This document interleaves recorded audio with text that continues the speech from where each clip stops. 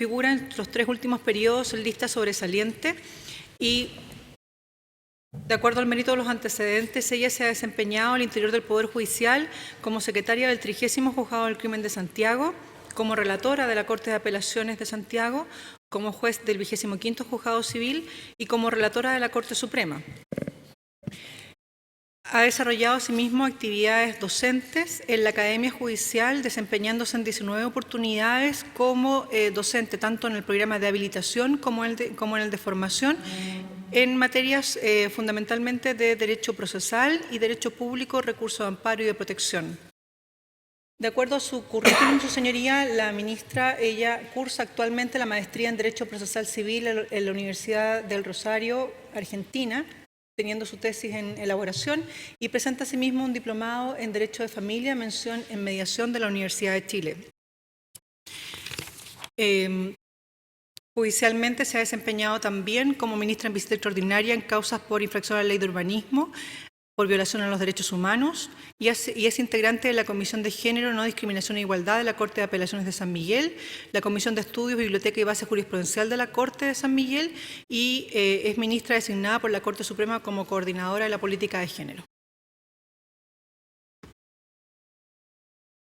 La escuchamos. Buenas tardes, excelentísimo tribunal. Agradezco esta oportunidad que permite a los postulantes al cargo presentarnos y ser escuchados por vuestras señorías. Celebro además esta iniciativa que permite a la ciudadanía imponerse a través de esta audiencia pública del quehacer del Poder Judicial en lo que hace al concurso de que se trata. Con la venia del señor presidente, procedo entonces a exponer unas breves reflexiones acerca de un tema que me ha parecido interesante: el liderazgo. Me refiero al liderazgo tanto del Poder Judicial en lo general cuanto al de esta alta magistratura y de todos los jueces en particular, ya que aquel puede ser ejercido por una persona o por un grupo de ellos, persiguiendo siempre un mismo objetivo. ¿Por qué es importante? Porque a través del liderazgo efectivo se fortalece el rol del Poder Judicial, se fortalece el Estado de Derecho y se contribuye al desarrollo equitativo y sustentable de la sociedad. Entonces, dada su importancia, estamos todos llamados a ejercer liderazgo, alineados, por cierto, a las directrices que indique este máximo tribunal y a su liderazgo natural. ¿En qué ámbitos se puede advertir el liderazgo? Desde luego en el ámbito jurisdiccional y en el papel relevante que tiene la excelentísima Corte Suprema, entre otros, de determinar el correcto sentido y alcance de la ley. Lo que hace principalmente al resolver el recurso de casación en el fondo de lo civil, unificación de jurisprudencia en materia laboral y del recurso de nulidad en lo penal en su caso. En el ámbito del derecho procesal, es dable destacar los esfuerzos realizados para lograr el adecuado funcionamiento de las reformas procesales ya implementadas, quedando pendiente solo la relativa al proceso civil.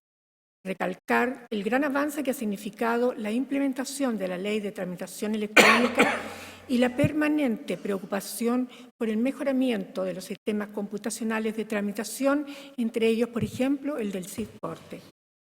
Este liderazgo también se advierte en lo que es la gestión de tribunales y cortes de apelaciones, la modernización del Poder Judicial, entre otros.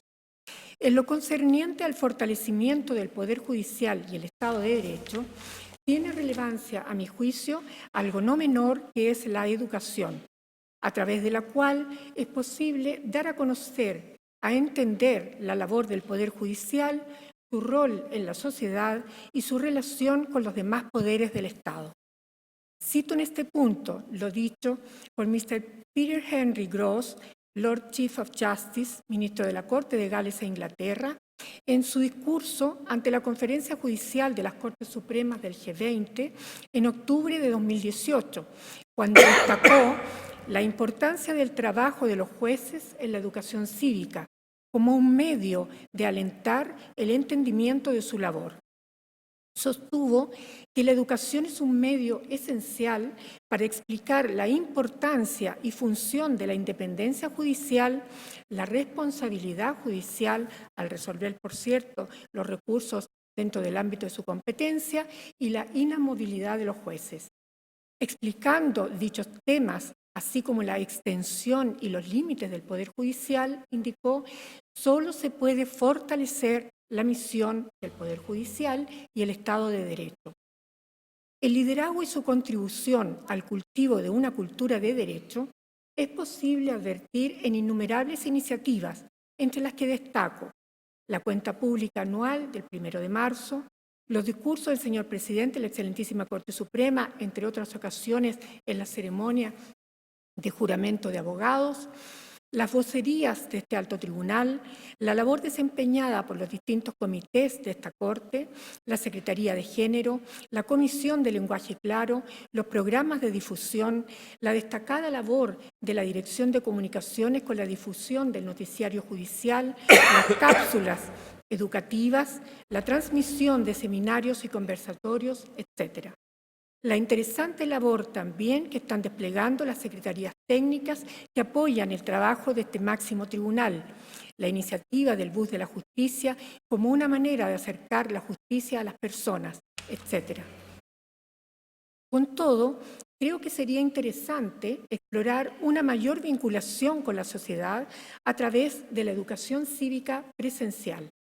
Es decir, ir más allá de propiciar las visitas guiadas a los tribunales a través de las cuales las personas conocen nuestro trabajo, sino que además implementar la visita del juez a las personas, a los establecimientos educacionales u otros lugares. En Inglaterra, por ejemplo, y refiriéndome al mismo discurso de Mr. Gross, se estableció un programa de compromiso con los colegios. Su objetivo es que los jueces a lo largo del país visiten los colegios y expliquen cómo es el sistema de justicia, qué hace, cómo y para qué. Advierte que esta es una manera en que los jueces se comprometen con el sistema, se fortalece el Poder Judicial, se consolida el Estado de Derecho y se contribuye además al desarrollo equitativo de la sociedad. Por último, no puedo dejar de destacar el liderazgo ejercido por esta alta magistratura al aprobar la política de igualdad de género y no discriminación para el Poder Judicial. Es un verdadero compromiso para avanzar hacia un modelo de justicia cada vez más inclusivo y respetuoso de la diversidad, asegurando así, por una parte, el efectivo acceso a la justicia y de otra, la concreción de los derechos fundamentales de igualdad y no discriminación que consagra nuestra Carta Fundamental. Recordando en este punto que la discriminación, por cierto, es un asunto de poder. La política de igualdad de género y no discriminación, en mi concepto, debe darse y plasmarse en un triple orden. En lo jurisdiccional, mediante la aplicación de las buenas prácticas que ilustran cómo juzgar con esta perspectiva, en la relación del Poder Judicial y la sociedad a través de la aplicación de protocolos y levantamiento de información adecuados al recibir y acoger a las personas que acuden al órgano jurisdiccional en busca de la protección de sus derechos, y por último, en las relaciones existentes al interior del Poder Judicial, entre superiores y personal bajo su dependencia, entre pares, siendo destacable lo reglamentado en este punto acerca del acoso. Esto permitirá, sin duda, concretar la igualdad de oportunidades y de acceso a cargos. Vuestra Señoría, de mis antecedentes curriculares expuestos consta mi preparación y además mi capacidad de trabajo, la que pongo a vuestra disposición por estar interesada en el cargo a que he postulado. Muchas gracias. Gracias.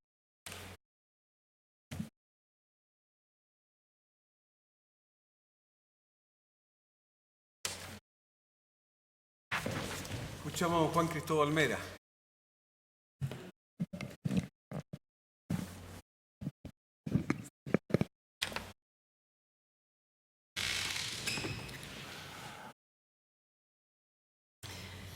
Gracias, señoría. Don Juan Cristóbal Mera Muñoz es ministro de la Corte de Apelaciones de Santiago, abogado de la Universidad de Valparaíso y que registra como fecha de ingreso al servicio el 14 de noviembre del año 1990 e ingreso a la categoría el 1 de enero del año 2000.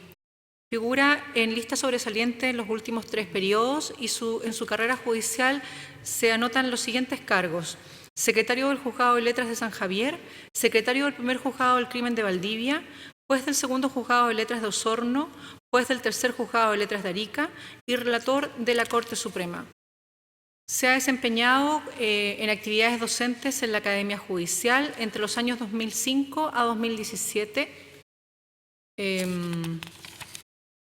en 19 oportunidades, impartiendo cursos al programa de formación y en una ocasión al programa de perfeccionamiento en materia procesal, debido proceso y aspectos procedimentales de la prueba y estatuto de jueces y función disciplinaria.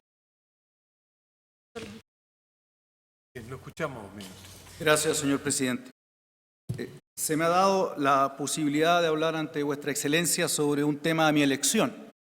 Pues bien, hablaré hoy en la tarde, Su Excelencia, del importantísimo papel de guardián de la estricta aplicación de la ley, empezando por su texto expreso, respecto de las resoluciones de los tribunales inferiores por parte del Tribunal de Vuestra Excelencia, lo que tradicionalmente se ha llevado a cabo a través del recurso de casación en el fondo.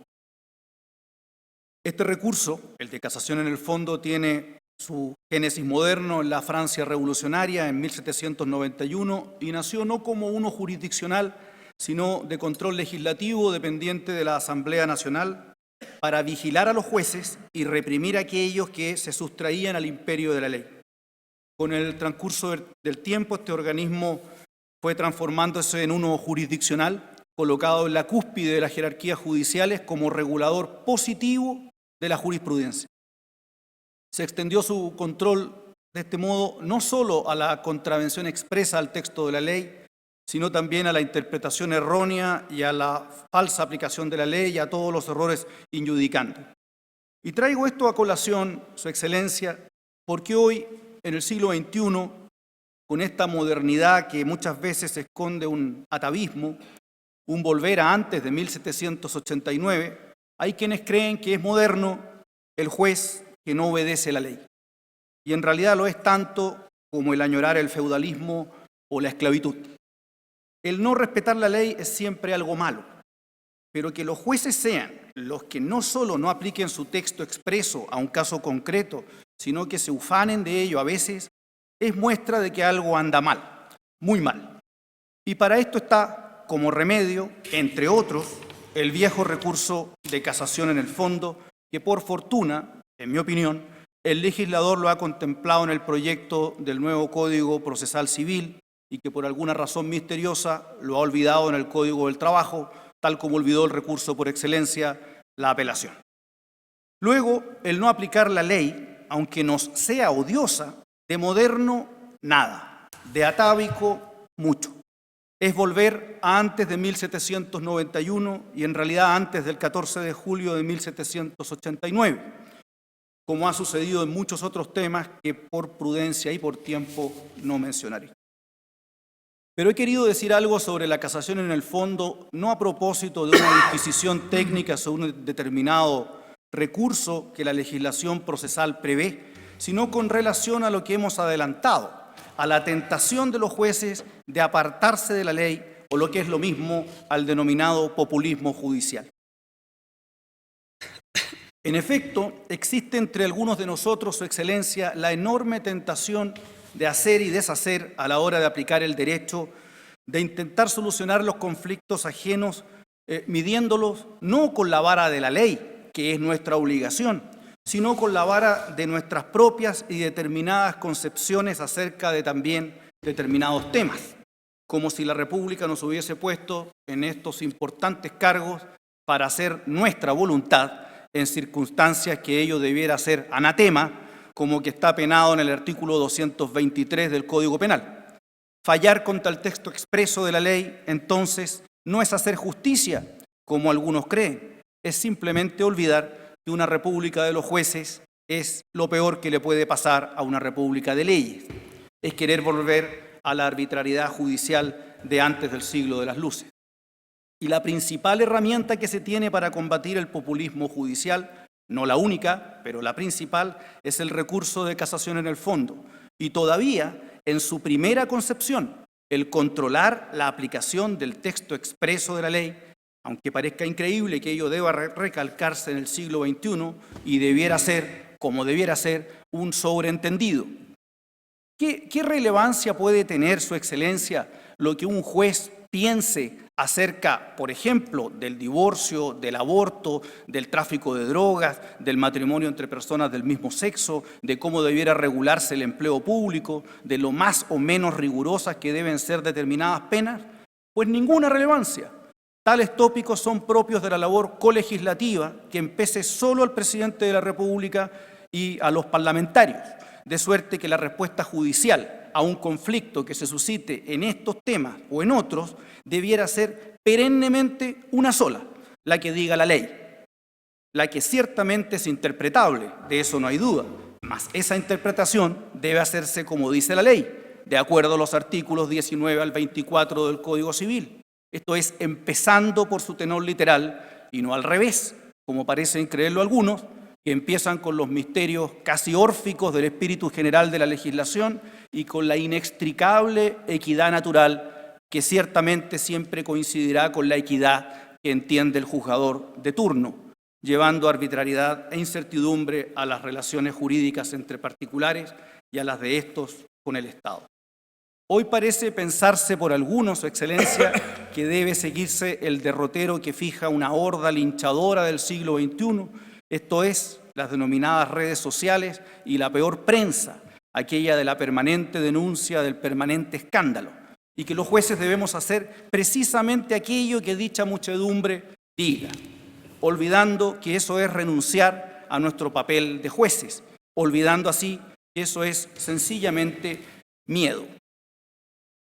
Quiero traer a colación, Su Excelencia, las palabras sobre este tema de Piero Calamandrei, en su elogio de los jueces, que dice, me permito leer, el magistrado que utiliza la motivación de su sentencia para esos desahogos de carácter político y abandona así su estrado de juez para ocupar la tribuna de un comicio, deja de ser magistrado.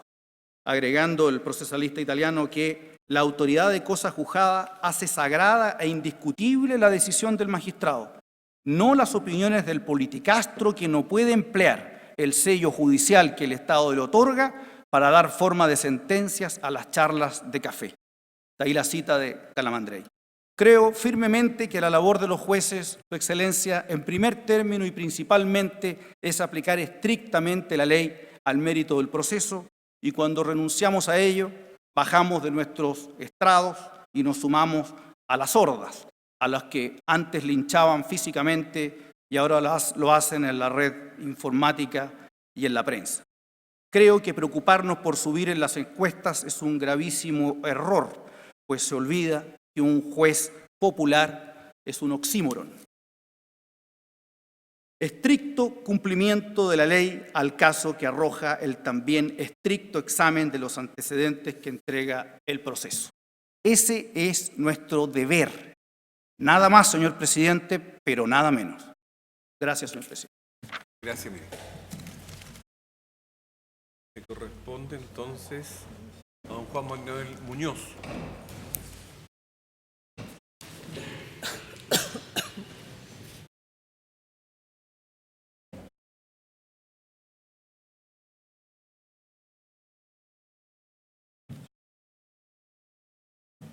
Gracias, señor. Señoría, don Juan Manuel Muñoz Pardo es ministro de la Corte de Apelaciones de Santiago, abogado de la Universidad de Chile. Tiene como fecha de ingreso al servicio el 30 de agosto del año 1974 y a la categoría el 20 de octubre del año 1989. Figura en los 3 últimos periodos en lista sobresaliente y en su hoja de vida figura como cargos servidos el de secretario del Juzgado de Letras de Castro, secretario del primer Juzgado Civil de Puente Alto, relator de la Corte de Apelaciones de Santiago, juez del octavo Juzgado del Crimen de Santiago y ministro de la Corte de Apelaciones de Copiapó. En su currículum, su señoría sostiene ser magíster en Derecho Judicial y ha desarrollado actividad docente en la Academia Judicial, desempeñándose como docente entre los años 2002 y 2018 en 9 oportunidades en el programa de perfeccionamiento. En esta función, su señoría ha hecho clases de jurisdicción voluntaria, elaboración de actas y ética funcionaria, y el resto de sus intervenciones ha sido como tutor. Como actividad anexa a la jurisdicción, se ha desempeñado el año 2010 como presidente del Consejo de Coordinación Zonal Santiago. Gracias. Lo escuchamos, ministro. Gracias. El tema que adopté es el debido proceso enfocado en la decisión jurisdiccional. De las funciones del juez se destaca la labor de interpretar la ley, determinando el sentido y alcance de las expresiones del texto con carácter vinculante para las partes y en especial la función fundamental de asentar los hechos de la causa, para lo cual ha de valerse, en palabras de Carneluti, del minúsculo cerco de luces que en las tinieblas viene a ser la prueba. Este arte, sus implicancias y desafíos se encuentran estrechamente vinculados a materializar la garantía del debido proceso. Constituye un lugar común decir que hemos asistido al abandono del sistema de prueba legal tasada, y en aquellos ámbitos en que aún no ha tenido lugar, no es difícil augurar que se transitará hacia allá, optando en su lugar por la valoración conforme a las reglas de la sana crítica, categoría intermedia entre la anterior y la libre convicción. De acuerdo con las explicaciones de Couture, con este cambio de paradigma se abandona la excesiva rigidez de la primera sin los excesos de incertidumbre de la última. La valoración de la prueba, según la sana crítica, obliga a efectuarla sobre la base de criterios, parámetros objetivos y racionales que regulan la actividad del juez, y a dar cuenta de ello en la sentencia mediante la fundamentación de ésta, en la que se debe explicitar el razonamiento del tribunal de tal suerte que permita reproducirlo y verificar que en dicho proceso se ha acatado el mandato del legislador de recurrir a las reglas de la lógica, los conocimientos científicamente afianzados y las máximas de la experiencia. La sana crítica, como es sabido, es un sistema de valoración en la que la fundamentación de la sentencia cumple una función crucial, pues permite constatar que la decisión sea razonable como opuesta a lo arbitrario, caprichoso, antojadizo. El que los fallos deban ser fundados no es solo una exigencia legal contenida en el Código de Procedimiento Civil, autoacordado de la Corte Suprema, sobre la forma de la sentencia, sino además en los artículos 19, número 3, inciso quinto, garantía de un racional y justo procedimiento, y 73 de la Constitución, prohibición de revisar los fundamentos o contenidos de las resoluciones. Con ello se deduce la clara voluntad del constituyente en cuanto a elevar a nivel constitucional la obligación de los jueces de fundamentar sus fallos. La inobservancia del deber de fundamentación o la contradicción a los parámetros legalmente establecidos constituyen los límites a la actividad de ponderación soberana de los jueces del fondo y permiten el control de las decisiones judiciales en cuanto dichas contradicciones y omisiones configuran infracción de ley.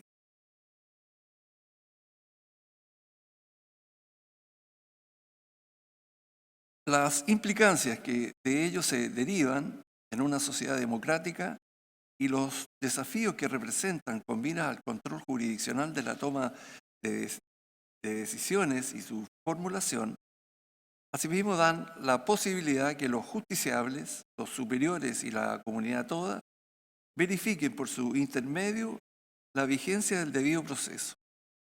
Por eso, la sana crítica demanda, primero que todo, claridad en el lenguaje empleado a la hora de plasmar el razonamiento que exprese un discurso ordenado, coherente, que dé lugar a una sentencia comprensible para poder aquilatar la razonabilidad de la decisión. De ahí la necesidad de destacar el esfuerzo desplegado para sentar las bases de un lenguaje claro. Luego, un deber de justificación que debe extenderse al análisis de toda prueba y razonamiento sobre los hechos. Fallar según las reglas de la sana crítica conlleva el desafío que, por ejemplo, las máximas de la experiencia no se conviertan en el cobijo y máscara de los prejuicios, sesgos, al momento de valorar la prueba. La labor de verificación del razonamiento del tribunal debe velar porque las decisiones judiciales no se tomen sobre la base de ello, sino que del mérito del proceso y del significado del texto legal. Esto que parece de perogrullo es la mayor complejidad, pues supone lidiar día a día en cada decisión con nosotros mismos y el poder para imponer una determinada forma de pensar. Es un poder legítimo, puesto que la investidura la otorga, dado el carácter vinculante de las decisiones para las partes, pero pierde su legitimidad si tal forma de pensar se plasma desvinculándose de la prueba rendida y de la interpretación de la ley en su significado más justo, que no es lo que piensa el juez, sino que el sentido que la sociedad le ha dado a las palabras, lo que no significa aplicarla literalmente, sino que leer la ley en su contexto. La facultad soberana de los jueces no implica restarse de la función de control de los tribunales superiores en orden a velar por la legalidad de las decisiones y la razonabilidad de ellas, y por cierto, el respeto por la garantía indicada. Finalmente, el desarrollo de la fundamentación de la sentencia se vincula con el ejercicio del derecho a defensa, pues conociendo el razonamiento del proceso de valoración de la prueba del tribunal, se permite entonces impetrar los recursos que la ley franquea. Muchas gracias. Gracias, ministro.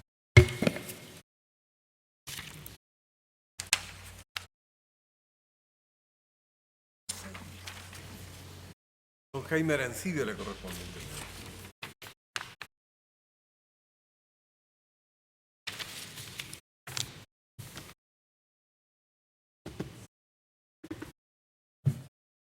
Gracias, señor.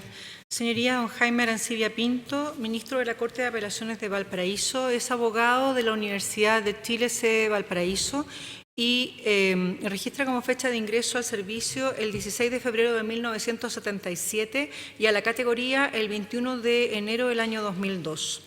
Figura en lista sobresaliente en los 3 últimos periodos y en los cargos que figuran en su hoja de vía del escalafón en los cargos que figuran en su hoja de vida, registra secretario del primer juzgado de letras de Copiapó, relator de la Corte de Apelaciones de la misma ciudad, juez del primer juzgado de letras de San Felipe, juez del segundo juzgado de letras de Iquique y ministro de la Corte de Apelaciones de Copiapó. Requerido respecto de los antecedentes que deseaba destacar de su currículum, pide hacer hincapié en que su carrera judicial se inició como oficial segundo del Juzgado del Trabajo de Viña del Mar en el año 1977, cuando cursaba sus estudios de Derecho en la Universidad de Chile, sede de Valparaíso, que a continuación de entonces ingresó a los cargos que he detallado del escalafón primario y que durante su carrera judicial se ha intentado perfeccionar en las diversas materias del quehacer judicial, detallando a continuación diversos cursos de perfeccionamiento realizados en Francia y España en los años 1992, 2007 y 2011, y ha asistido asimismo a cursos en Costa Rica, Perú, Bolivia, Brasil, Guatemala, México, Cuba, Argentina y Colombia, exponiendo también en conferencias internacionales en temas relacionados con la reforma procesal penal en Chile, en México, Cuba, Perú y Guatemala. Ha sido profesor de la Academia Judicial y al efecto, señoría, la Academia efectivamente informó que se ha desempeñado en 25 oportunidades entre los años 2000 y 2013 como docente en los cursos de perfeccionamiento en distintas materias de derecho procesal y derecho penal. Por último, pide destacar que entre sus numerosos intereses también hay algunos que se extienden al plano histórico y la literatura. Ha patrocinado un libro que relata la historia de la Corte de Apelaciones de Valparaíso y en lo literario ha escrito diversos cuentos aparecidos en antologías y recopilaciones. Muchas gracias. Lo escuchamos, ministro. Muchas gracias. Con la venia del señor presidente de este excelentísimo tribunal y junto con saludar a los señores y señoras ministros de esta Corte Suprema, Agradezco primeramente la posibilidad que se nos ha brindado para poder exponer en el marco de esta postulación, exponiendo lo siguiente. El tema del cual pretendo exponer se refiere a la trascendencia, importancia y proyección de los derechos humanos, que siendo un tema bastante amplio, yo quiero referirlo a algunos aspectos en concreto. Aparece muy claro que los derechos humanos están presentes en muchas materias del quehacer judicial. A modo de ejemplo, podemos señalar que constituye el sustrato fundamental en las causas de derechos humanos, en el sentido de que se ha podido plasmar algunos principios que han permitido la investigación de estas causas. Me refiero al concepto de delito de lesa humanidad, el concepto de delito permanente, etc. También es posible encontrar este sustrato en muchas causas que dicen relación con materias relacionadas con infracción de los menores de ley, con las sanciones que se aplican a estos menores en el sentido de tener que aplicar una legislación tanto nacional como internacional. También los derechos humanos se plasman en otras materias, como por ejemplo cuestiones de género, cuestiones de discapacidad, temas de minorías sexuales, el tema del medio ambiente también está presente y el calentamiento global. Sin perjuicio de todo ello, yo quisiera introducirme derechamente en el tema que he querido desarrollar, que se refiere al desconocimiento de los derechos humanos en la etapa de ejecución del proceso penal. También estas palabras van a constituir una suerte de crítica o tratar de establecer una suerte de perfeccionamiento en el sistema procesal penal.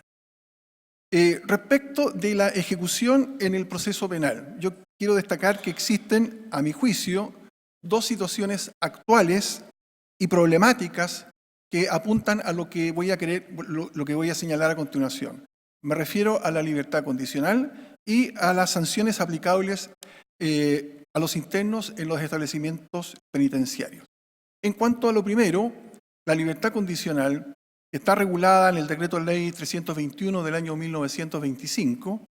El problema, a mi juicio, radica en que, no obstante las modificaciones que ha tenido el órgano que otorga el beneficio, pasando de una atribución del secretario regional ministerial respectivo a esta comisión compuesta por un ministro de Corte y jueces del Tribunal Oral en lo Penal y del Juzgado de Garantía, a mi juicio, no cumple con los parámetros necesarios para acompañar todos los antecedentes que se requieren en la etapa de ejecución del proceso penal. Y me parece, a mi juicio, que uno de los problemas que surge de este análisis radica en que estas comisiones, que es una composición, podríamos decir, mixta, en primer lugar, tiene un problema en cuanto a su temporalidad. Son comisiones que se van modificando año a año y que además atendía la rotación que se produce en estos nombramientos o estas designaciones. Los criterios que se utilizan para otorgar la libertad condicional a veces no son los mismos y hay un desconocimiento de las razones por las cuales en algunos casos se otorga el beneficio y en otros no. Estamos hablando de cuestiones que yo he mencionado como problemáticas porque todos estos problemas en algún momento dado son discutidos a través de los medios de comunicación o de la opinión pública y hay una crítica constante respecto de esta temática. El otro aspecto que he querido mencionar se refiere a las sanciones aplicables a los internos, lo que se hace a través de los alcaides o otros funcionarios de menor jerarquía. En mi opinión, en esta parte lo que se transgrede es el principio de legalidad que debe presidir esta materia, en el entendido de que, si bien es cierto, las sanciones que son aplicadas por estos funcionarios están amparadas por lo que a su turno señala el reglamento penitenciario, en mi opinión, al tratarse de medidas que afectan las garantías individuales de los sujetos, no es suficiente que sea un órgano administrativo quien aplique la sanción, sino que debiera ser un órgano jurisdiccional. Atendidas estas dos circunstancias que he mencionado como situaciones actuales y problemáticas, planteo una solución que implicaría aplicar los principios del proceso del derecho penitenciario. Esto es, los principios de legalidad, el principio del control judicial, la humanización y la resocialización. Es verdad que, a propósito del control judicial, en algunas oportunidades las Cortes de Apelaciones abordan estos problemas que se plantean a través de recursos de protección y recursos de amparo. Pero me parece que no es la vía adecuada para enfocar este tipo de problemas que tienen un desarrollo diferente a lo que se podría plantear ante esos tribunales. ¿De qué manera entonces podemos volver o retomar estos principios propios del derecho penitenciario? Una solución posible, a mi entender, sería la judicialización en la etapa del cumplimiento de la reforma procesal penal, o, dicho de otra manera, el establecimiento de tribunales de ejecución en lo penal. Institución bastante antigua, que ha tenido un gran desarrollo en otros países y que en Chile, en el fondo, se optó el año 2000 por entregar la facultad de cumplimiento de las sanciones penales en manos de los jueces de garantía, conforme a lo que dispone el artículo 14, letra F, del Código Orgánico de Tribunales. ¿Cuáles serían las ventajas que podría proporcionar la introducción de este tipo de judicatura? En primer lugar, se culminaría con las reformas procesales iniciadas en el año 2000. Se le podría punto final precisamente en la etapa de cumplimiento del fallo, que siempre ha sido, en cierto modo, no solamente a través de la reforma, sino que siempre ha sido preterida en las legislaciones de nuestro país. En segundo lugar, con esta introducción de la judicatura en cuestión, se podría dictar una ley penitenciaria en forma y no quedar sujeto a lo que disponga un reglamento penitenciario. Se cumpliría entonces con el principio de legalidad. A continuación, con la introducción de estos tribunales, se daría cumplimiento no solo a la normativa constitucional interna que posee el país y que ordena en cierto modo la legalidad no solamente en la instrucción del proceso o en las etapas previas, sino que también en su cumplimiento. Y asimismo se daría cumplimiento a la normativa internacional que existe al respecto, partiendo por la Declaración Universal de los Derechos Humanos, la Convención Americana de Derechos Humanos o Pacto de San José de Costa Rica, el Pacto Internacional de Derechos Políticos y Civiles, entre otros instrumentos internacionales que se refieren al tema. En cuarto lugar, con estos jueces se lograría lo que se denomina un control judicial eficiente y efectivo, en el sentido de que habrían instancias de tipo jurisdiccional en que se puedan discutir no solamente estas dos materias, sino que incluso, por ejemplo, el tema de los permisos extrapenitenciarios o establecer una suerte de audiencias públicas en que intervengan todas las personas que están interesadas en el tema. Por ejemplo, los internos representados por una defensa profesional, la administración penitenciaria a cargo de fiscales especializados y sin perjuicio de otros intervinientes, como por ejemplo los querellantes o incluso las víctimas, si es que sería procedente esa intervención. Por último, se daría cumplimiento a los dos principios finales mencionados, principio de humanización y principio de resocialización, en el siguiente sentido. Dentro de la problemática interna de los establecimientos penitenciarios existen herramientas que son muy importantes para la vida futura del reo. Y estoy mencionando, por ejemplo, todo lo que tenga que ver con los talleres de trabajo, con los grupos de enseñanza a todo nivel, que en mi opinión debe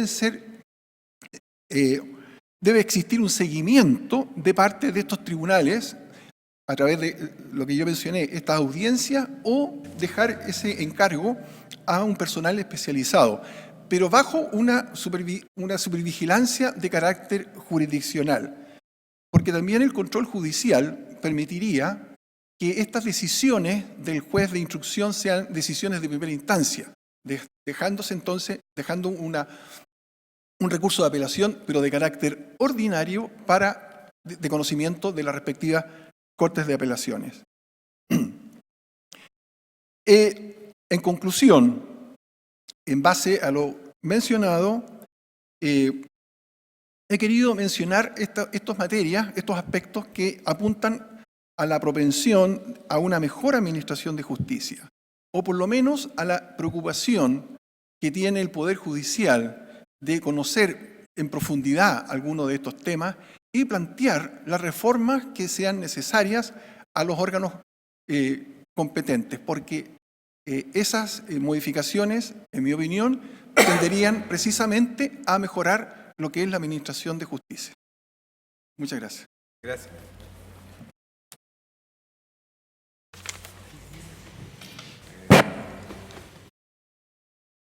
Le corresponde a doña María Elena Llanos.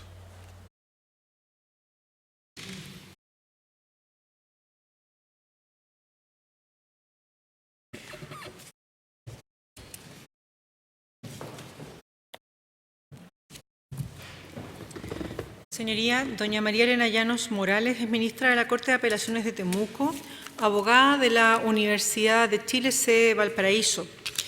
Registra como fecha de ingreso al servicio el 29 de septiembre del año 1977 y a la categoría el 11 de agosto del año 2011. Figura en los 3 últimos periodos en lista sobresaliente y en su carrera judicial en el escalafón primario se ha desempeñado como secretaria del Juzgado de Letras de Mariquina, como juez del Juzgado de Letras de Garantía de Panguipulli, como juez del Juzgado de Letras de Pitrufquén y jueza del Juzgado de Garantía de Temuco. Ha solicitado que se destaque de su currículum que su carrera judicial, que se inicia antes del año 1977, lo fue como funcionaria de un juzgado civil de Valparaíso, siendo nombrada entonces como oficial segundo de uno de esos tribunales en el año 1977. Ingresa entonces a la escalafón primario en el año 1982. Se ha desempeñado asimismo en actividades de carácter docente a lo largo de su carrera judicial en la Academia Judicial en 49 oportunidades, desde el año 2003 al año 2017, siempre en el curso de perfeccionamiento, impartiendo clases en materia de derecho civil y de filiación. También ha hecho clases en universidades y numerosas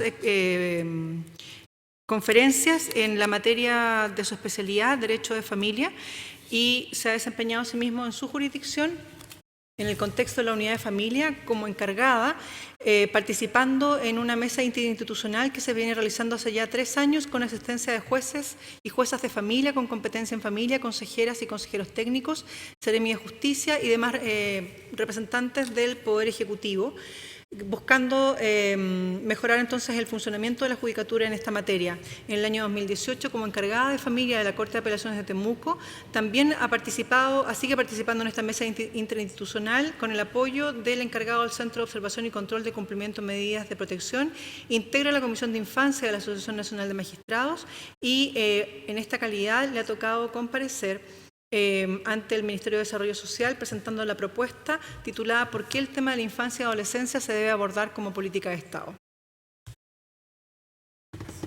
La escuchamos un minuto.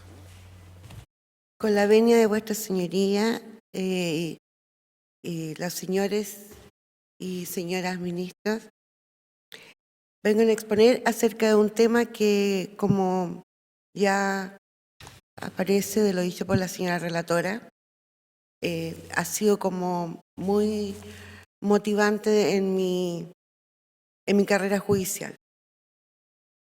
A pesar de que ingresé a través de la judicatura civil, pero ya estando en juzgado con competencia común, me fue posible vislumbrar la importancia que tenía las materias de menores en aquella época, familia ahora, para el desarrollo de nuestra sociedad y de todos los niños. Por cuanto, y en esto voy a dividir mi exposición en 3 puntos fundamentales.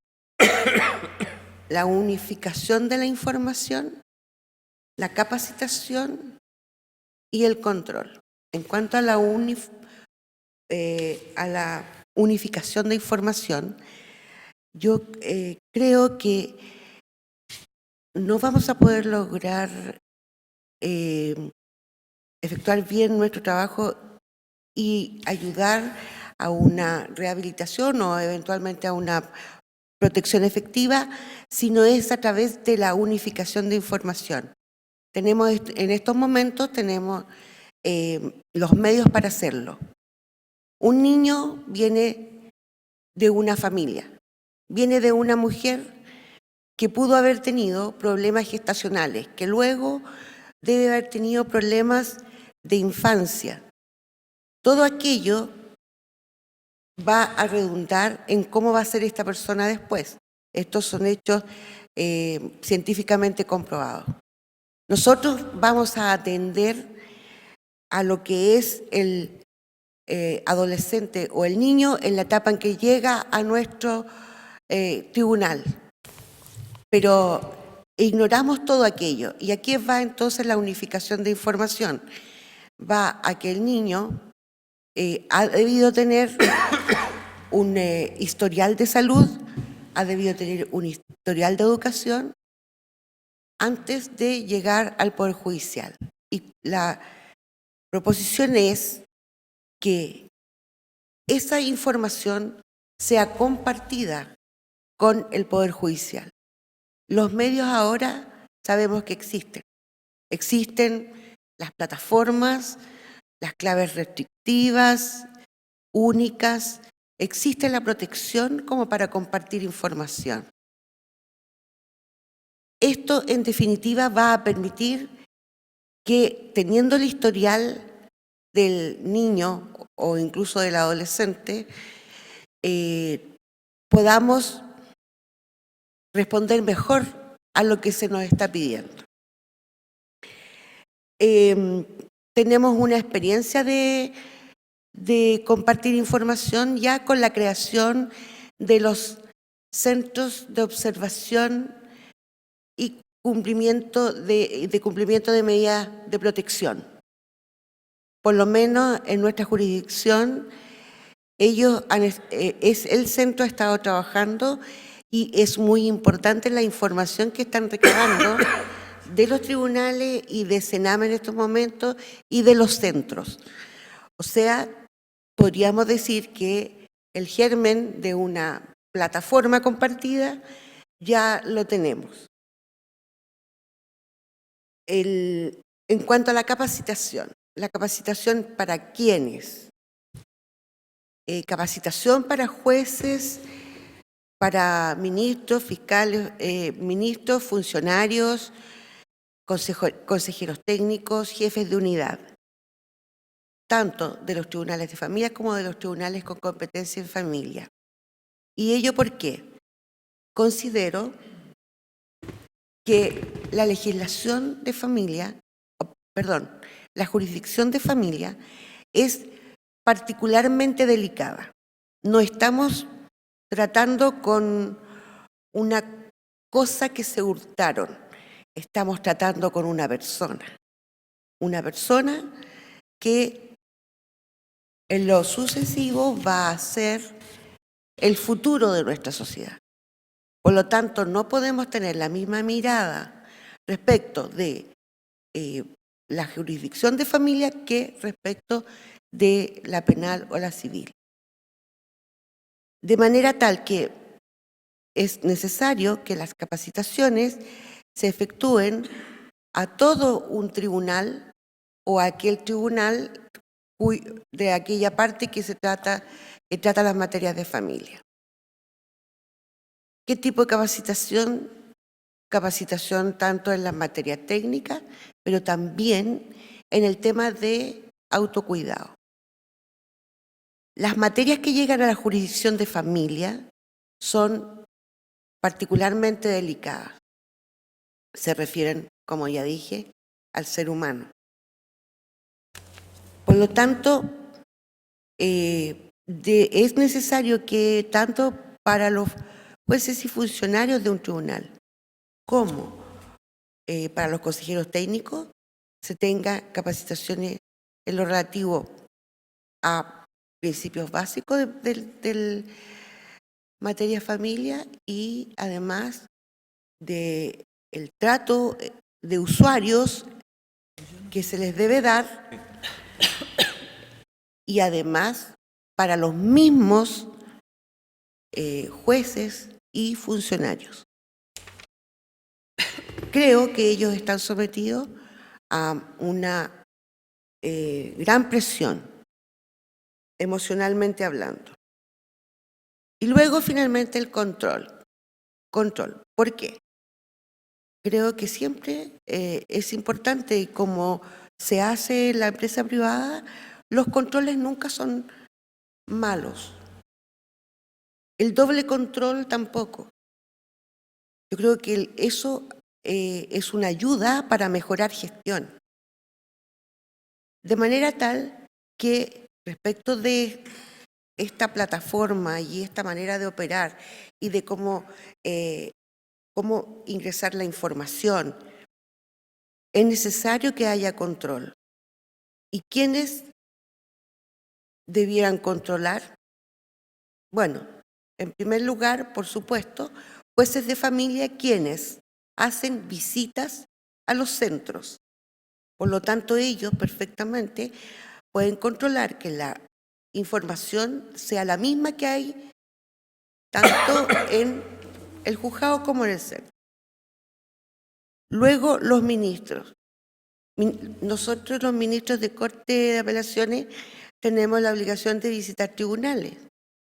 Y en ese sentido, pienso que sería deseable que incluso pudiéramos visitar centros, así como lo hacen los jueces, no con la misma periodicidad, pero podría ser.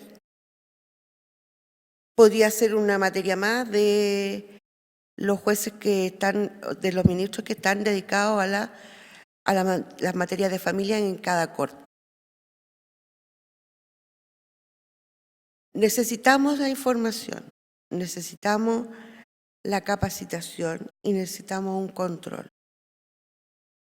Estos elementos, al manejar toda esta información, yo creo que va a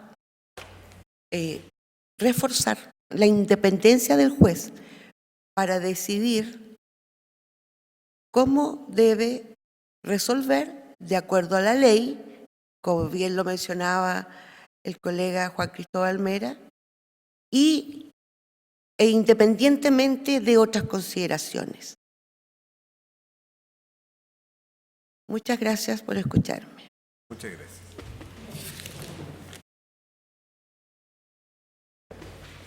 Le corresponde a don Leopoldo Llanos intervenir.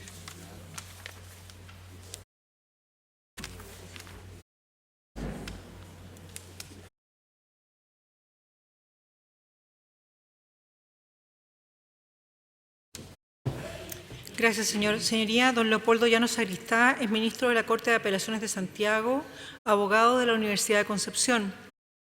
Ingresó al servicio en el 1 de julio del año 1981 y a la categoría el 13 de octubre del año 1998.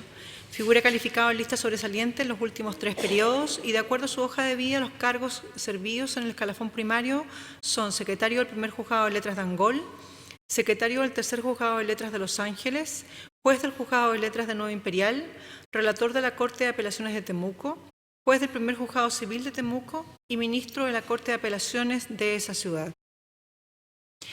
Se ha desempeñado asimismo en actividad docente en la Academia Judicial, impartiendo entre los años 2007 y 2011, 6 cursos tanto en el curso de formación como de perfeccionamiento, y se ha desempeñado también durante 6 años como consejero de la referida institución. También ha sido el año 2008 presidente del Consejo de Coordinación Zonal Santiago y el año 2019 también ocupa idéntico cargo.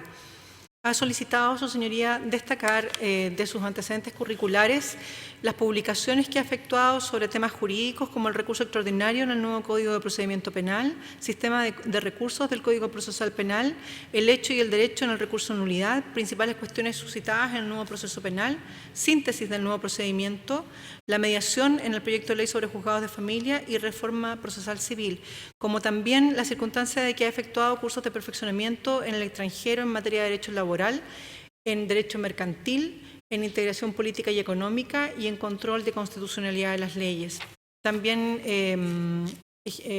ha desarrollado actividad académica como profesor de Derecho Procesal en la Universidad Mayor de Temuco desde el año 1999 a la fecha, profesor de Derecho Constitucional Orgánico en la Universidad Autónoma de Chile y docente en diplomados de la Reforma Procesal Penal de la Universidad Autónoma en Temuco y Puerto Montt y en la Universidad Mayor sede de Temuco.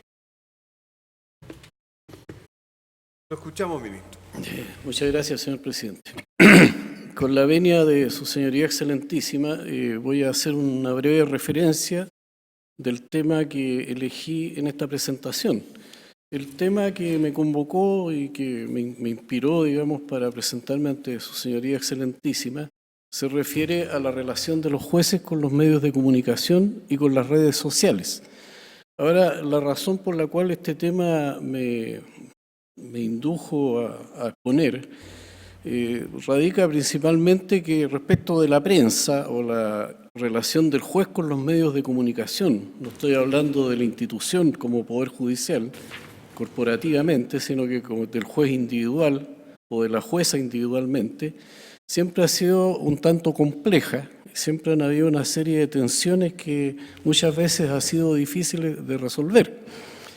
Y respecto de las redes sociales y la participación de los jueces en ellas, es una cuestión que se ha suscitado en los últimos años debido a principalmente la circunstancia que estas herramientas tecnológicas no existían con anterioridad, son propias de la sociedad tecnológica o de la sociedad de la información, del mundo globalizado de los últimos años. De tal modo entonces que quisiera referirme sucintamente a ambos temas. No voy a hablar de todo, voy a referir únicamente de que estos temas tienen ya un marco jurídico y existen algunas fuentes respecto de las cuales o a las cuales se puede recurrir para tratar de dar una respuesta a ambas temáticas. Voy a mencionar dentro de este marco jurídico, desde luego, la Declaración Universal de los Derechos del Hombre de las Naciones Unidas, la Convención Americana de Derechos Humanos, nuestra propia Constitución Política de la República, los principios de Bangalore sobre conducta judicial del año 2006, aprobados por el Consejo Económico y Social de la ONU, el Código Judicial Iberoamericano sobre ética, el Acta 284-2009 de la Excelentísima Corte Suprema sobre la publicidad en las audiencias en los procedimientos judiciales reformados, las recomendaciones de la Excelentísima Corte Suprema sobre uso de redes sociales de enero de este año, 2019, y estudios que han sido aprobados por las cumbres judiciales iberoamericanas sobre la misma materia. Finalmente, también es importante tener presente la jurisprudencia que sobre el particular ha ido asentando la Corte Interamericana de Derechos Humanos y en el ámbito ya extracontinental, el Tribunal Europeo de los Derechos Humanos. Respecto de la prensa y la relación de los jueces con los medios de comunicación, ya ha sido dejado de lado el paradigma antiguo, aquel que con que nos formamos los jueces que llevamos más años en la carrera judicial, de que los jueces solo hablábamos por nuestros fallos. Esto se ha ido matizando y se permite actualmente y no solo se permite, sino que se propicia a través de todos estos instrumentos que mencionaba anteriormente, que los jueces tienen el deber de informar a los ciudadanos y explicar las razones de las decisiones judiciales. así como de las distintas actuaciones que se desarrollan en el contexto del trabajo de la judicatura. Y en esa comunicación y en esa información debe emplearse un lenguaje comprensivo para los ciudadanos, pero por otro lado debe tenerse presente que cada vez que el juez o la jueza se comunica con un medio o informa a través de un medio de comunicación, no puede en sus expresiones afectar los principios de independencia e imparcialidad. Si bien es cierto que los jueces, como todos los ciudadanos, tenemos derecho a la libertad de expresión, al emitir nuestras opiniones, sin embargo, tenemos algunas limitaciones que dicen relación principalmente con que no se debe atentar, al expresar opiniones, contra la percepción de imparcialidad que debe proyectar el juez cuando emite estas opiniones a través de los medios de prensa. De tal manera entonces que se recomienda que todas las expresiones que se profieren a través de los medios sean de carácter moderado, que tengan algunos límites que son principalmente aquellos que se establecen en relación con no emitir opiniones respecto de los procesos pendientes, evidentemente para no quedar sujeto a la posible inhabilidad, ¿no es cierto?, a través de una causal de implicancia o recusación, ni tampoco emitir opiniones sobre procesos que se tramiten ante otros tribunales. Tampoco se pueden afectar las reservas legales, en aquellos casos en que existe reserva legal donde se debe guardar cierto secreto de las actuaciones judiciales, naturalmente que los jueces no pueden informar sobre ello. La propia legislación establece ciertas prohibiciones que están en el caso nuestro, en el caso chileno, ¿no es cierto?, en el artículo 323 del Código Orgánico de Tribunales, en cuanto a que los jueces están impedidos de censurar a otras autoridades o jueces o emitir opiniones de carácter político.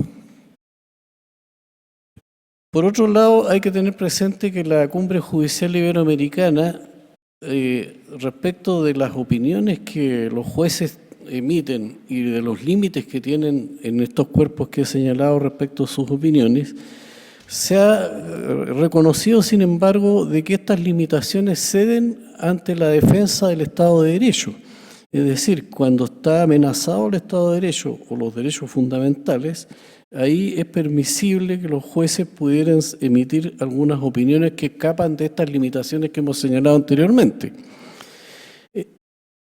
De tal manera que, como se ha resuelto por la Corte Interamericana de Derechos Humanos, en algunos casos, si los jueces han emitido alguna opinión que pudiera considerarse política en defensa de los derechos humanos o del Estado de Derecho, los jueces no pueden ser sometidos a procesos o sanciones disciplinarias, y menos, evidentemente, a sanciones penales. Se ha reconocido, por otro lado, de que los medios constituyen un canal de expresión de los ciudadanos y también un canal para informar a estos respecto de la labor judicial, como indicaba al comienzo. Se reconoce la función fundamental que cumplen los medios de comunicación en una sociedad moderna. Se establece, se ha reconocido, ¿no es cierto?, de que los medios de comunicación constituyen un bien social, en cuanto permiten la libertad de expresión de los ciudadanos y por otro lado también permiten el escrutinio de la labor de los órganos públicos. Dentro de ellos evidentemente está también la labor de los tribunales, que a su vez tienen que cumplir con la función y la obligación de transparentar sus actuaciones. Pero al mismo tiempo el Código de Ética Periodística de la UNESCO establece que los medios y los periodistas en particular están también limitados por el hecho de que tienen que entregar información veraz y oportuna, objetiva, sin afectar la dignidad humana ni la vida privada. En cuanto a las redes sociales, la cuestión ha sido un tanto más compleja, porque como digo es un fenómeno nuevo.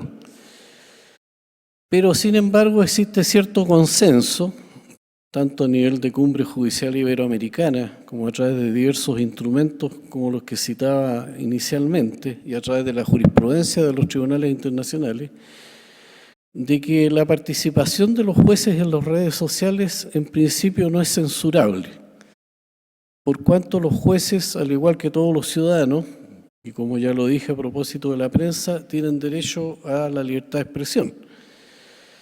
Pero sin embargo, existen ciertas recomendaciones, incluso las que señalaba y que ha impartido este propio tribunal en enero de este año, sobre el uso de las redes sociales en relación con el uso y el derecho a la libertad de expresión, en el sentido de que debe cautelarse, en primer lugar, la imparcialidad y la independencia de los jueces. Es decir, no afectar, ¿no es cierto?, la percepción que debe tener la ciudadanía, que los jueces siempre van a actuar con la debida imparcialidad y la debida independencia cuando hagan uso de estas redes sociales y mantengan ciertos perfiles en ellas y emitan a través de las mismas determinadas opiniones. Los límites que tienen los jueces al participar en las redes sociales son idénticos a los que rigen respecto de la prensa. Es decir, no pueden dar opiniones respecto de las causas pendientes, no pueden hacer críticas a otras autoridades públicas, ni tampoco proferir expresiones políticas. Al mismo tiempo tienen que conducirse con prudencia, cortesía, no emitir opiniones que signifiquen descalificaciones destempladas y todo ello porque también atentaría además contra la dignidad del cargo de magistrado. Se ha discutido también si es conveniente que los jueces al participar en las redes sociales se identifiquen como tales o lo hagan en forma anónima manteniendo un alias, por ejemplo. Esta es una discusión que se ha dado especialmente en España. Se ha determinado por el Consejo de Ética del Consejo General del Poder Judicial de España que los jueces pueden participar en las redes sociales identificándose como tales, pero en todo caso manteniendo todos los resguardos que he señalado anteriormente, es decir, no opinar sobre los procesos pendientes, guardar prudencia, cortesía, no emitir opiniones destempladas, etc. Y por otro lado, porque se estima también de que la participación de los jueces en las redes sociales en principio es recomendable, en tanto se pueden cumplir algunos fines pedagógicos sobre la labor de la judicatura y también de defensa de los derechos fundamentales y del Estado de Derecho. Hay un caso bien paradigmático en España que es un juez, Emilio Calatayud, que es un juez de menores de la ciudad de Sevilla, que es un youtuber, como se dice, es decir, mantiene en YouTube un microprograma que está emitiendo constantemente donde habla de distintos temas vinculados con el ejercicio de la judicatura y que, claro, a veces las opiniones pudieran ser un tanto polémicas, pero en general cumple con esta función pedagógica respecto a la labor de la judicatura a través de una red social. Finalmente, una cuestión que también es importante en relación con la participación de los jueces en las redes sociales es las relaciones que pudieran tener los jueces a través de las redes sociales con otros operadores judiciales, especialmente con abogados. Esto en razón de que al tener vinculaciones con otros operadores en las redes sociales o interactuar en las redes sociales con ciertos operadores como los abogados, se puede estimar de que podría levantarse alguna sospecha de favoritismo ante el tribunal o ante el juez o jueza en particular. Hay que tener presente respecto de esto, en primer lugar, de que la amistad en las redes sociales no es idéntica a la amistad que existe desde el punto de vista personal o físico o material. Es una amistad virtual. Pero sin embargo, no obstante eso, se entiende de que en algunos casos, y para no despertar esta sospecha de favoritismo, conviene poner término a dicha relación, sobre todo respecto de aquellos operadores judiciales o abogados que actúan ante el mismo tribunal del juez que participa en las redes sociales.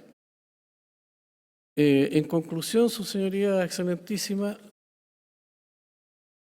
quisiera señalar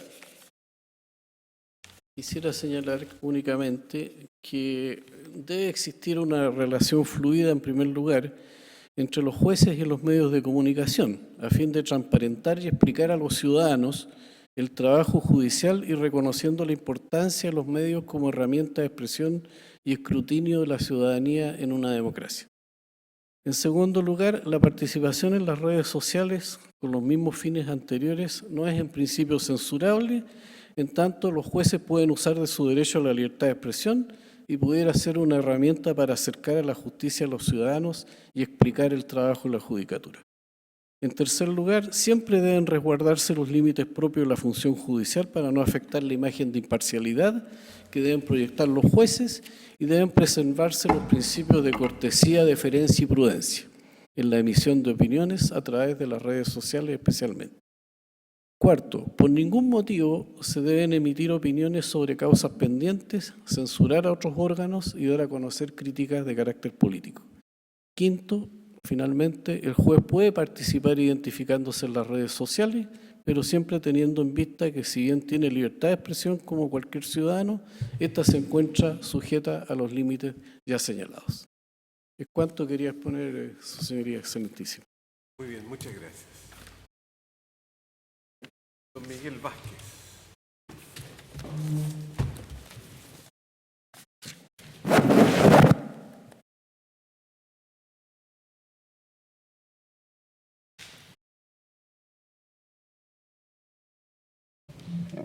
Está abierto. Está abierto.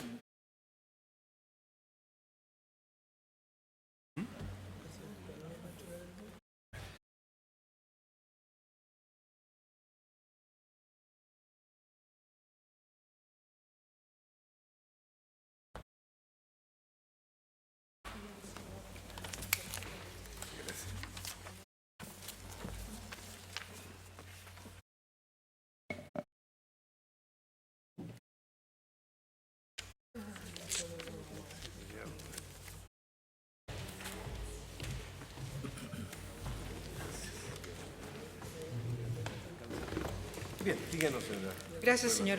Señor don Miguel Vázquez Plaza es ministro de la Corte de Apelaciones de Santiago, abogado de la Universidad Católica de Chile, que registra como fecha de ingreso al servicio el 28 de noviembre del año 1980 y de ingreso a la categoría el 19 de diciembre del año 1996.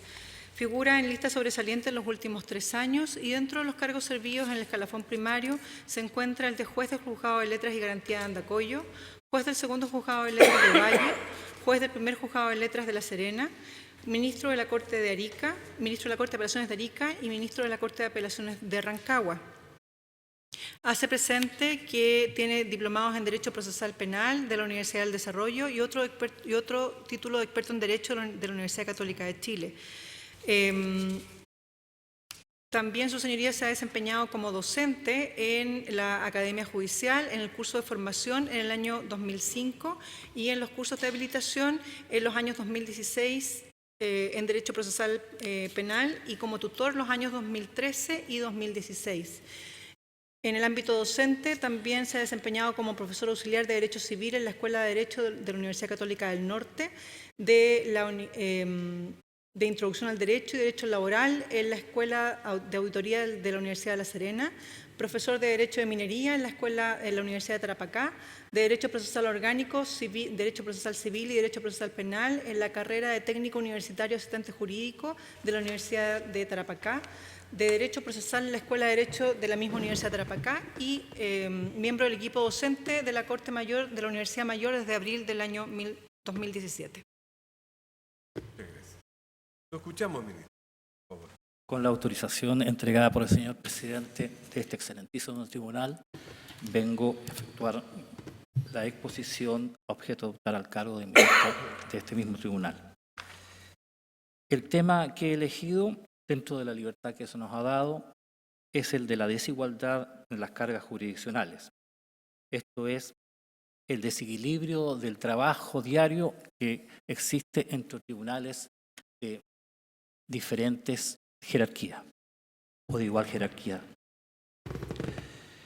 Con ello pretendo visibilizar, apoyado en la información estadística que nos proporciona el propio Poder Judicial, una realidad de antigua data, de la cual además he podido constatar en los diferentes lugares donde me he desempeñado como cargos de juez y ministro.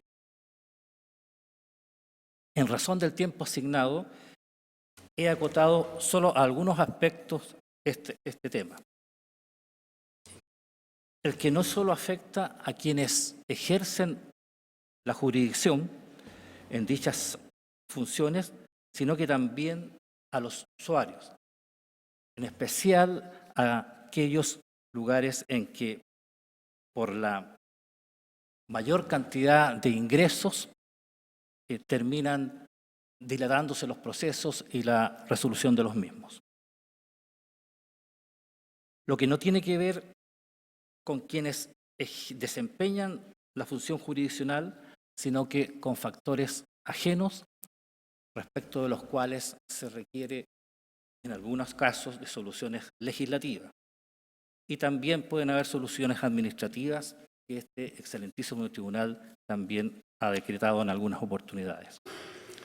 Las jurisdicciones que voy a tomar en consideración para esta exposición, las de Arica, La Serena, Rancagua y la región metropolitana. Respecto a las Cortes de Apelaciones, si bien las cifras muestran una enorme diferencia entre distintas cortes, la verdad que ello se debe fundamentalmente al territorio jurisdiccional de cada una de ellas. Sin embargo, en la región metropolitana, donde es posible encontrar una mayor diferencia exclusivamente en razón del territorio. Tenemos que hay dos cortes, tanto de la Santiago como la de San Miguel. La Corte de Santiago tuvo en el año 2018 un ingreso aproximado de 134.000 causas. Las que distribuidas entre los 34 ministros que conforman esa Corte da un promedio de 4.000 causas que debería conocer cada uno de los ministros. La Corte de San Miguel tiene un promedio de ingreso en el mismo periodo de 18.000 causas. Siendo 19 sus ministros, les correspondería conocer de una cifra cercana a las 1.000 causas. Es decir, perteneciendo ambas cortes a un mismo territorio que corresponde a la región metropolitana, un ministro de la Corte de Santiago conoce más de 4 veces las causas que en cada una de ellas ingresa.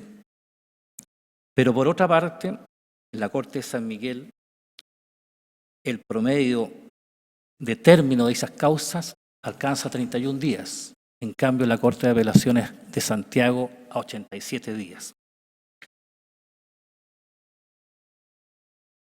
Esto demuestra que el alto nivel de ingreso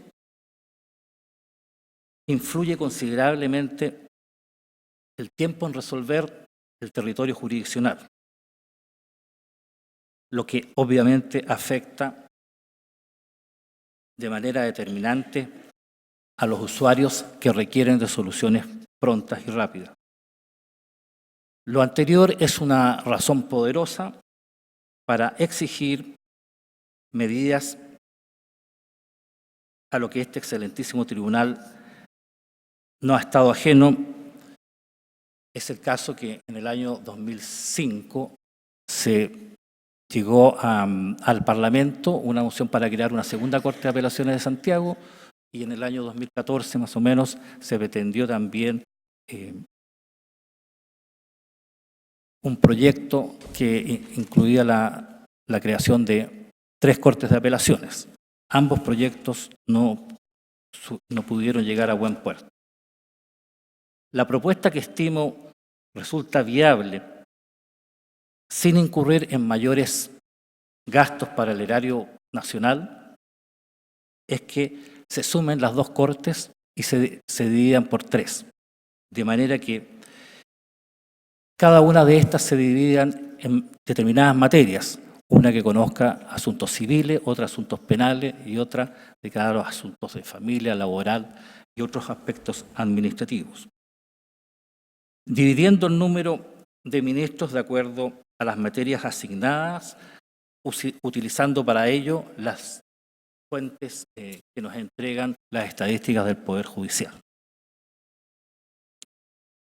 La integración de estas cortes debería hacerse a base de un criterio, sea de antigüedad o bien de sorteo, como se hace actualmente por la integración de cada sala de estas cortes.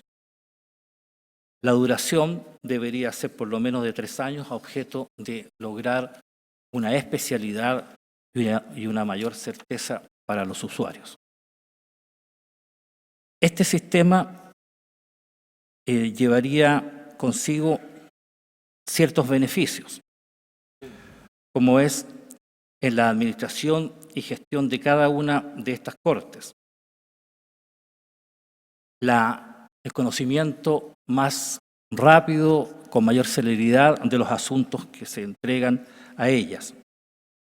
También impactaría favorablemente en el clima laboral y en riesgos psicosociales a que estamos expuestos todos los miembros del Poder Judicial.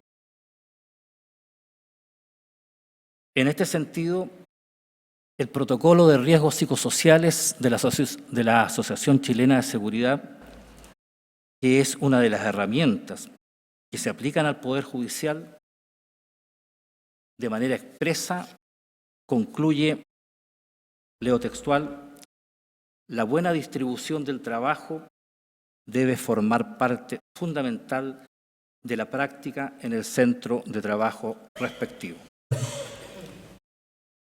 Este equilibrio laboral fomenta el bienestar y la productividad de los trabajadores, sugiriendo reorganizar la asignación de trabajo para evitar estas desigualdades en las cargas jurisdiccionales.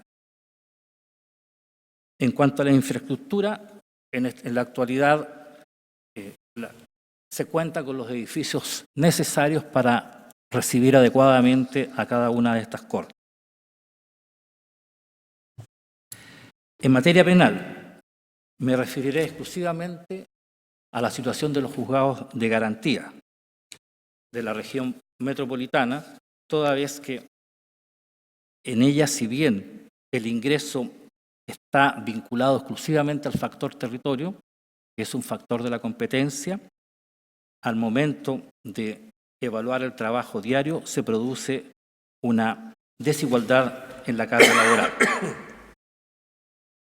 Aunque las dotaciones tanto de jueces como de funcionarios están relacionadas íntimamente con el territorio, por ello hay algunas que tienen mayor dotación de jueces, en definitiva, al momento de analizar la carga laboral diaria, se produce igual una desigualdad de manera importante.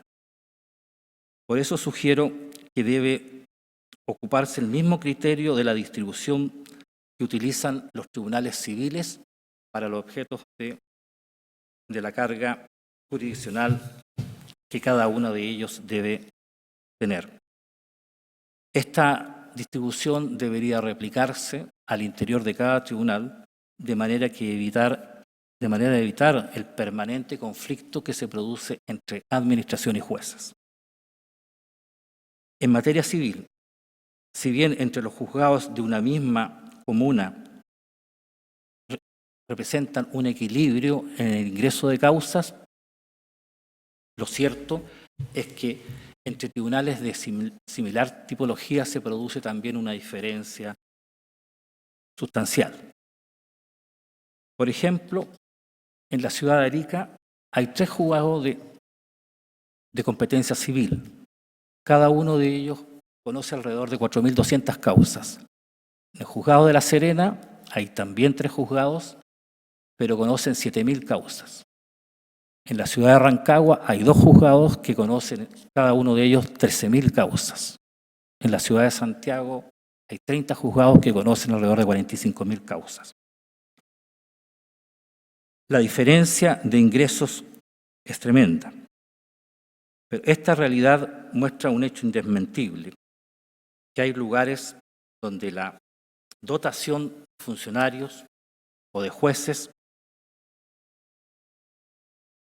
tratándose de tribunales de similar tipología, lleva a una notoria desigualdad en las cargas. Podría pensarse que lo ideal es aquellos tribunales donde hay menor ingreso, pero la verdad que la experiencia práctica de quienes hemos estado en esas jurisdicciones es distinta. Con esta entrega de cifras, lo que he pretendido es hacer patente las diferentes cargas de trabajo que se dan en distintos tribunales, supuestamente similares, sugiriendo en estos lineamientos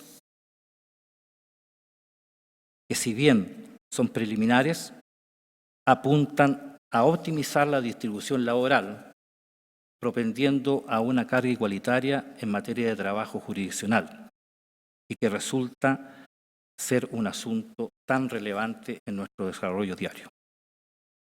Con esta exposición pongo fin a ella y solicito que este excelentísimo tribunal me otorgue un lugar en la terna que al efecto se confeccione. Muchas gracias. Gracias a usted.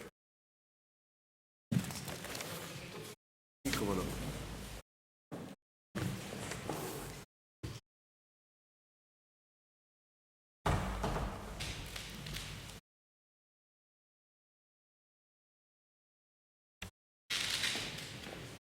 Le corresponde intervenir a la ministra doña María Teresa Díaz Zamora.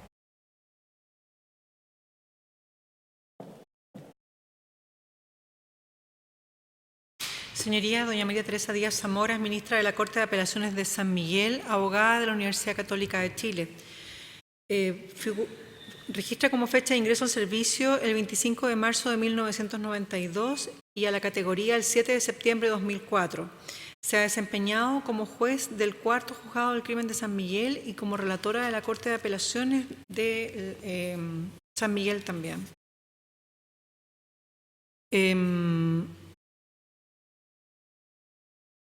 De acuerdo a su currículum, su señoría, la ministra se ha desempeñado en actividades docentes en la Academia Judicial en los cursos de formación de los años 2007, 2008 y 2009, impartiendo el programa referido a la prueba, y también como tutora en 11 oportunidades en la misma institución entre los años 2011 y 2017.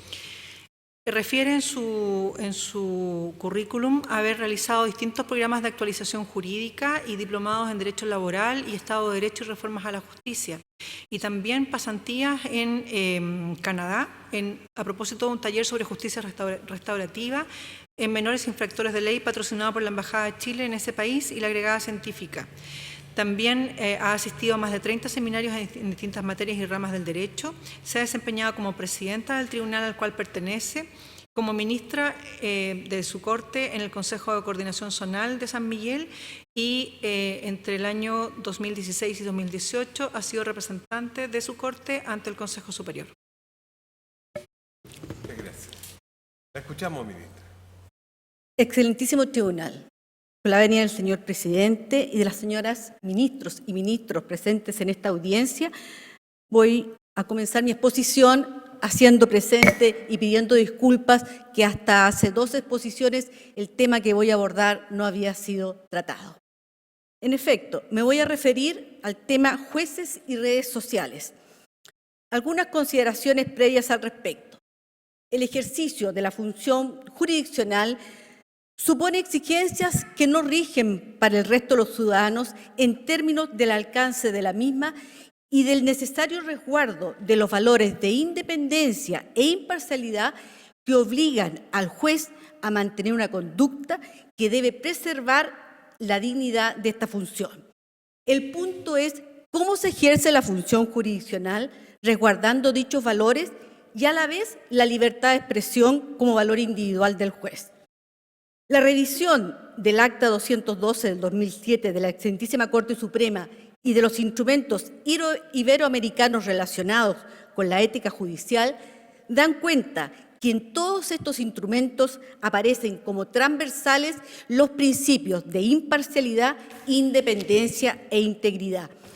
como valores que deben protegerse y ante los cuales cede el derecho a la libertad de expresión del juez en una situación de tensión de principios.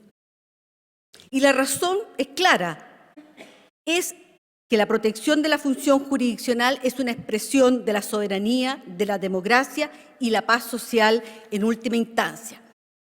El juez está obligado a conducirse en el marco del ejercicio de la libertad de expresión, considerando siempre las restricciones que le impone el resguardo de estos valores de independencia e imparcialidad, porque su vulneración, cuestionamiento y puesta en entredicho exceden el ámbito de afectación individual del magistrado.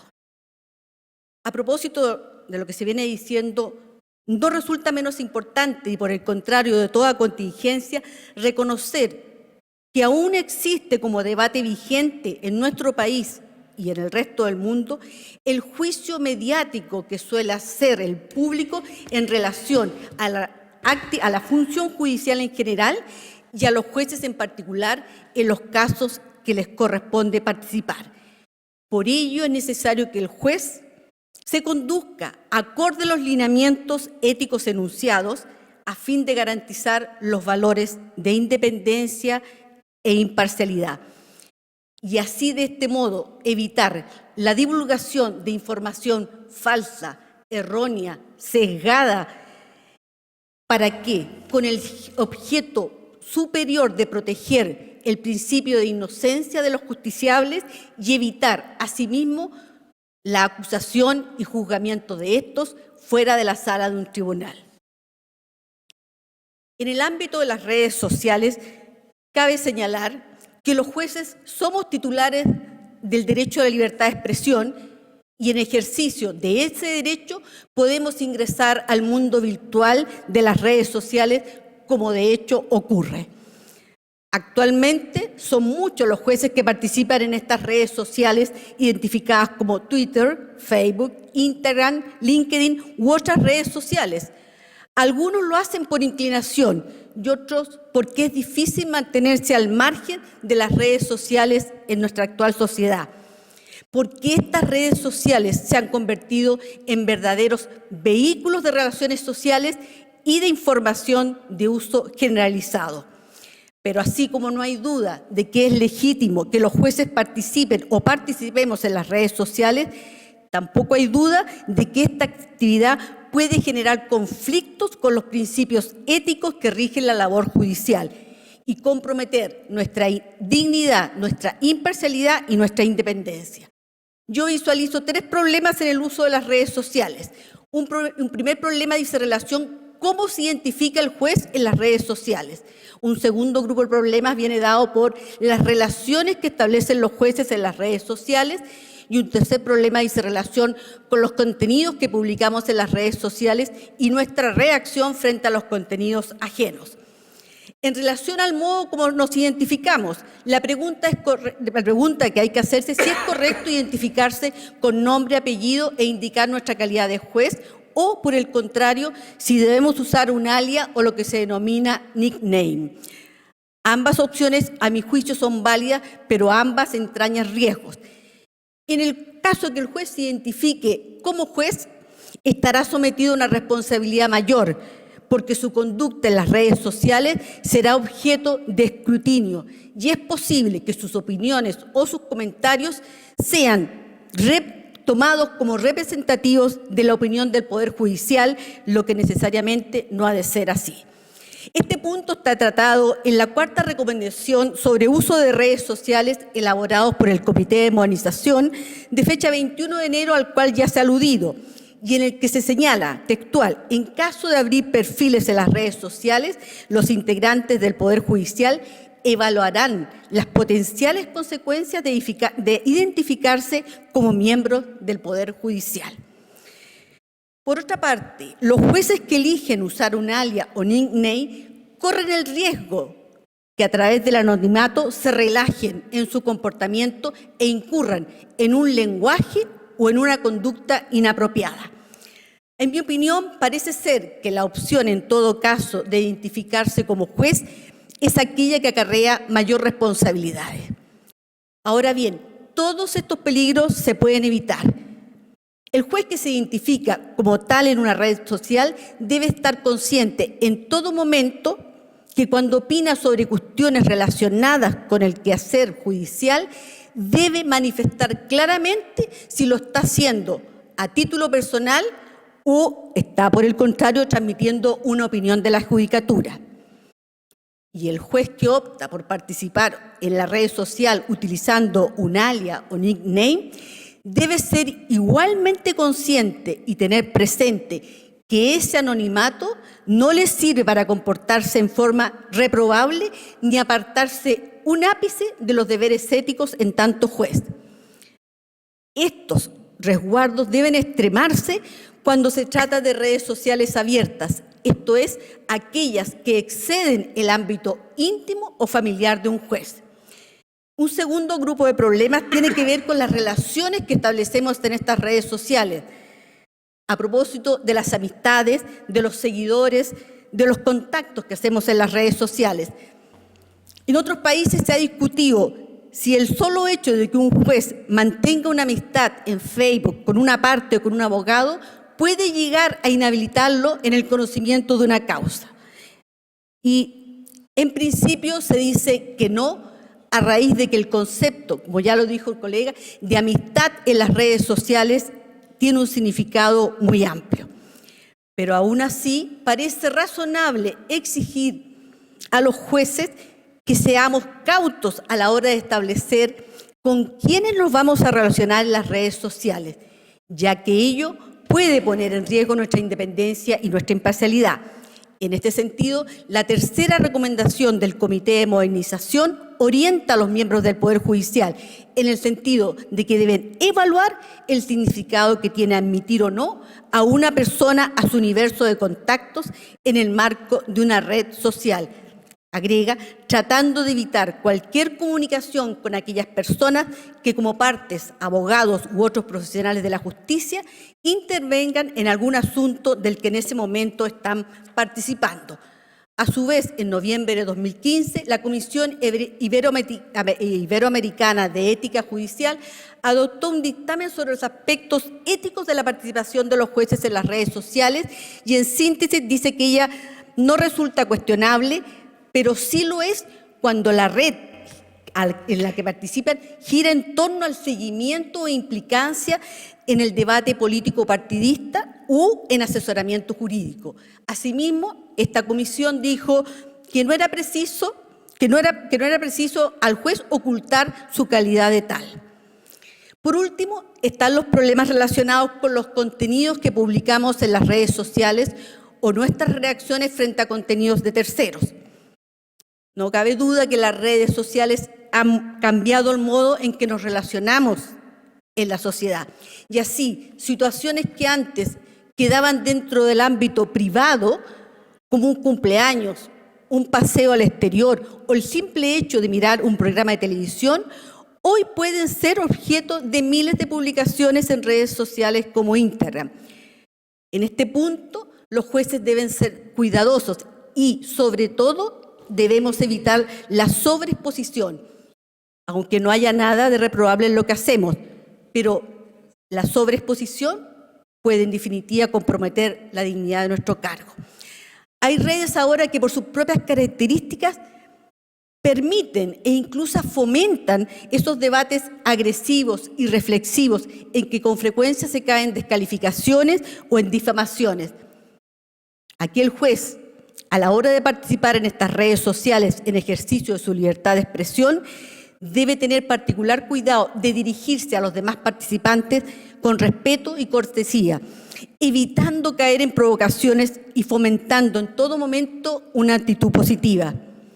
Y ello porque se exige de nosotros una actitud conforme con la prudencia y la dignidad del cargo.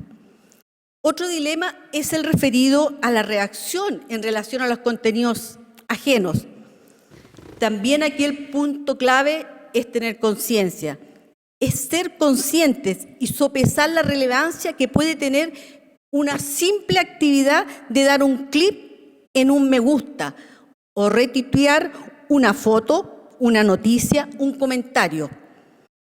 Estas reacciones a contenidos ajenos pueden ser leídas por terceros como una expresión de favoritismo y comprometer nuestra imparcialidad, o a lo menos la apariencia de imparcialidad que debemos mantener para que los justiciables depositen su confianza en nosotros.